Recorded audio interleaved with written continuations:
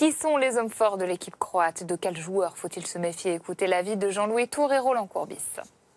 Luka Modric, c'est le premier qu'il faut citer, c'est le meneur de jeu de cette équipe, c'est le leader technique qui a en plus un gros palmarès puisqu'il a remporté 4 Ligues des Champions avec le Real Madrid récemment. Alors il a un poids assez particulier dans le groupe parce que il a été également victime d'affaires extrasportives assez particulières en Croatie, mais techniquement c'est lui le meilleur. Ensuite il y a Ivan Rakitic, son compère au milieu de terrain qui évolue à Barcelone, qui lui aussi a remporté la Ligue des Champions, et puis d'autres joueurs capables de coups d'éclat comme Perisic, le joueur de l'Inter Milan qu'on a vu très bon hier face à l'Angleterre, et puis le gardien Subasic que l'on connaît à Monaco. Mais Roland, justement, quelle leçon il faut tirer de cette finale perdue en 2016? Qu'est-ce qui n'a pas marché? Qu'est-ce qu'il faut absolument faire pour dimanche?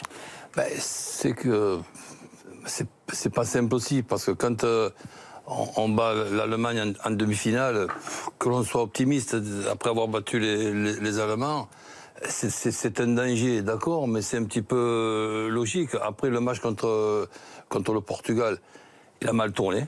Ouais, mais bon, il y a tellement de matchs qui ont bien tourné. On ne peut pas non plus se plaindre quand pour une fois ça tourne pas trop bien.